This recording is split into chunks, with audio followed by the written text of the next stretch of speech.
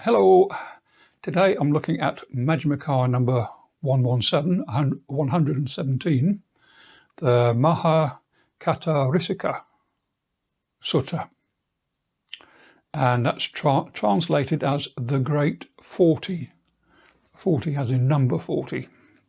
So the location is Savatthi in Jetta's Grove at Anathapindika's Park, and the persons mentioned are Buddha, or the Blessed One, and the assembly of monks, and two other folk, the followers of other disciplines called Vassa and Bana. Now, the sutta starts with Buddha addressing the assembly of monks as follows: I shall teach you noble right concentration with its support and requisites.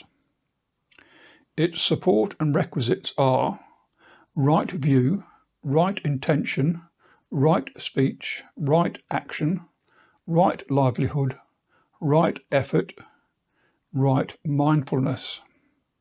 Unification of mind equipped with these 7 factors is called noble right concentration, with its support and its requisites. So that's the Eightfold Path. Now first, and Buddha continues, first comes right view, where one should understand the difference between right view and wrong view. So wrong view is there is nothing given, nothing offered, nothing sacrificed, no fruit or result of good or bad actions. No this world, no other world, no mother, no father, no beings who are reborn spontaneously, no good and virtuous recluses and Brahmins in the world who have realized for themselves by direct knowledge and declare this world and other world. This is wrong view. And what is right view? This is twofold. There is right view that is affected by the taints, partaking of merits, ripening in the acquisitions. So I've just made a note about the taints, or variously translated as distractions or bad influences, or in Pali it's asava. And looking back to Majjhima number 2 that talks about the asavas or taints, they're mainly sensuality and the senses is the first taint, craving for existence is the second, and ignorance is the third. So when mentioning the taints, that's what Buddha would appear to be talking about. Buddha continues, and there is also right view, that is noble without taints, knowing no distractions, supramundane, a factor of the path. So that's the path to enlightenment, I would assume. Buddha explains, so right view, that is affected by the taints, partaking of merit, ripening in acquisition. Here there is what is given, what is offered, what is sacrificed. There is fruit and result of good and bad actions. There is this world and the other world. There is mother and father. There are beings who are reborn spontaneously. There are good and virtuous recluses and Brahmins who have realized for themselves by direct knowledge. And the right view that is noble, taintless, supermundane and a factor of the path has wisdom, the faculty of wisdom, the power of wisdom, the investigation of states of enlightenment factor, one whose mind is noble, whose mind is taintless, who processes and is developing the noble path to enlightenment. So my thoughts on that are that so there's 2 paths of right view, and the firstly by conscious effort, and the second by intellectual understanding and realization. So I'm probably like lots of folk, so plod through the Buddhist beliefs, and then there's sort of a light bulb moment and an ingrained acceptance of the Dhamma, or sort of intuitive understanding or right view. Buddha then continues, one makes an effort to abandon wrong view and enter upon right view. This is one's right effort. So that's the second of the Noble Truths of the Eightfold Path. Mindfully, one abandons wrong view and abides in right view. This is one's right mindfulness. These three states run and circle around right view. They are all linked: right view, right effort, right mindfulness. So it's got right view, which is what we're talking about. Then there's right effort to achieve it and right mindfulness to be thinking about it. So, monks, Buddha says, right view comes first. Why? So that one understands the difference between wrong intention and right intention. Now, wrong intention is the intention of sensual desire, the intention of ill will, the intention of cruelty. For right intention, this is twofold: the one affected by taints, partaking of merit, ripening in the acquisitions, and there is right intention, and then there is right intention that is noble, taintless, supermundane, and a factor on the path to enlightenment.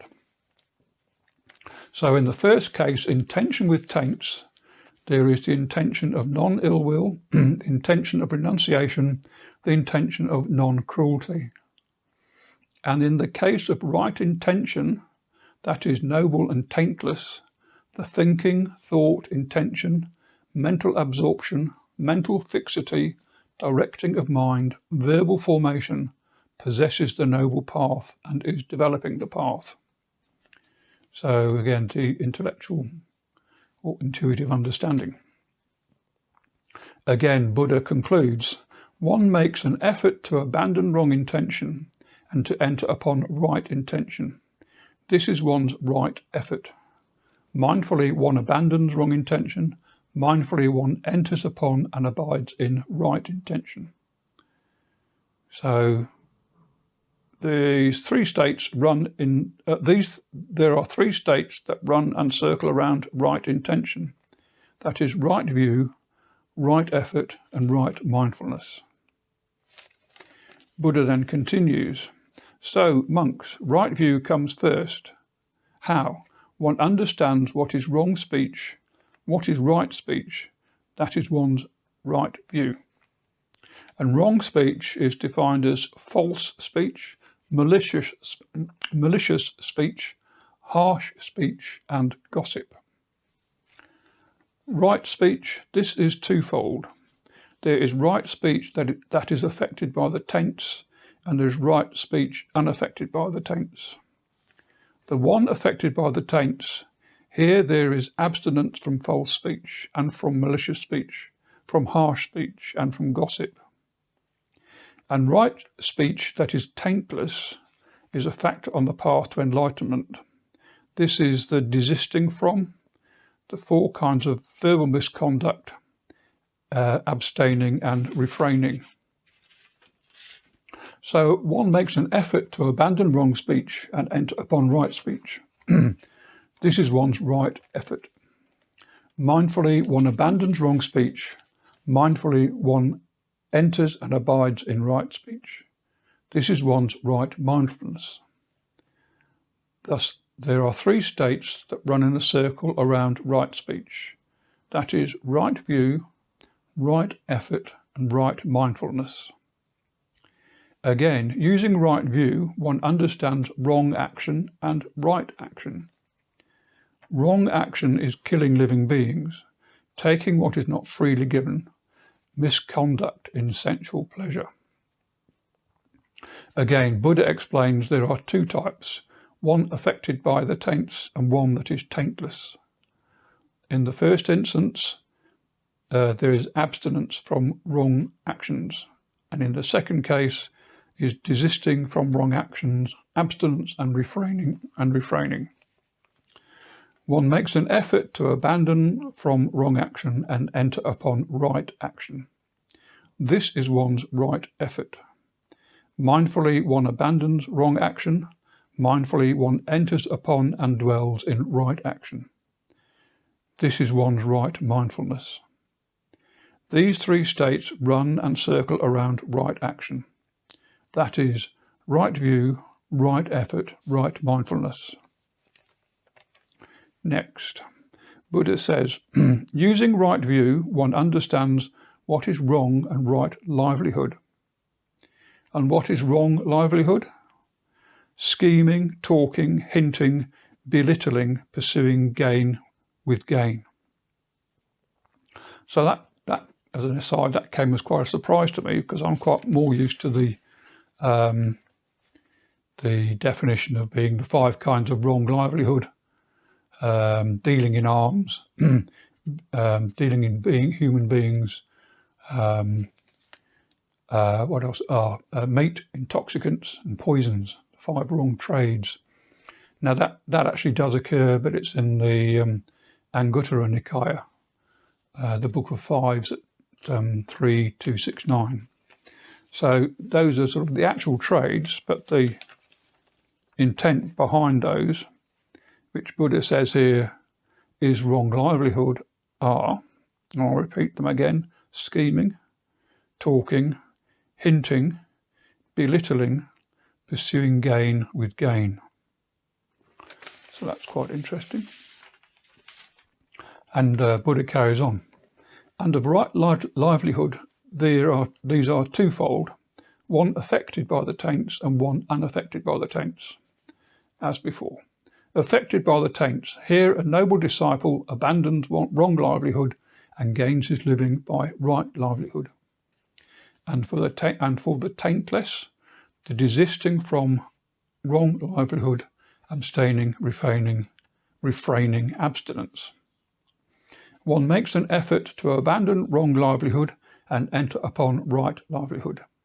This is one's right effort. Mindfully, one abandons wrong livelihood and enters and dwells in right livelihood. Thus, there are 3 states that circle around right livelihood: right view, right effort, and right mindfulness. Then Buddha goes on to summarize. Right view comes first, which is already stated. If a person of right view, right intention comes into being. If a person is of right attention, right speech comes into being. If a person is of right speech, right action comes into being. If a person is of right action, right livelihood comes into being. And if one is of right livelihood, right effort comes into being. And if one is of right effort, right mindfulness comes into being. And if one is of right mindfulness, right concentration comes into being. This is the path of the disciple in higher training. For the arahant, a liberated one, there are 2 extra factors. In a person of right concentration, right knowledge comes into being. For a person of right knowledge, right deliverance comes into being. These are the 10 factors that an arahant possesses. So, monks, right view comes first, wrong view is abolished, and the many unwholesome evil states that originate with wrong view as a condition are abolished. Wholesome states that originate with right view as a condition come to fulfillment by development.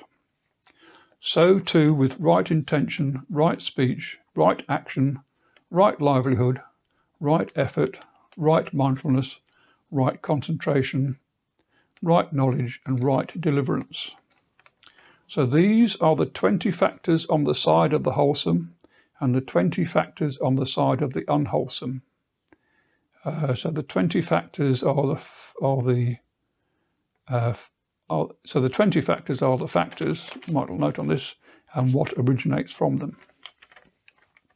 Buddha then says, this teaching on the Great 40, hence the title of the sutta, has been set rolling and cannot be stopped by any recluse, or Brahmin, or God, or Mara, or Brahma, or anyone in this world. By deduction, if anyone thinks that this teaching should be rejected, there are 10 reasons why he is wrong. If he rejects right view, then he honours and praises those of wrong view. If he rejects right intent, then by default he would honour and praise those of wrong intent. So too with right speech, right action, right livelihood, right effort, right mindfulness, right concentration, right knowledge, and right deliverance. And Buddha concludes, even those teachers from Okala, Vasa and Vana, that's the names of the two people, who held the beliefs of non-causality, of non-doing, of nihilism, would not think that this teaching on the Great 40 should be censured and rejected. Why is that? For fear of blame, attack, and confutation. Now this is what the Blessed One said, and the bhikkhus were satisfied and delighted in the Blessed One's words. And that's the end of Majjhima Nikaya number 117, the Mahacattarisaka Sutta. Thanks for watching.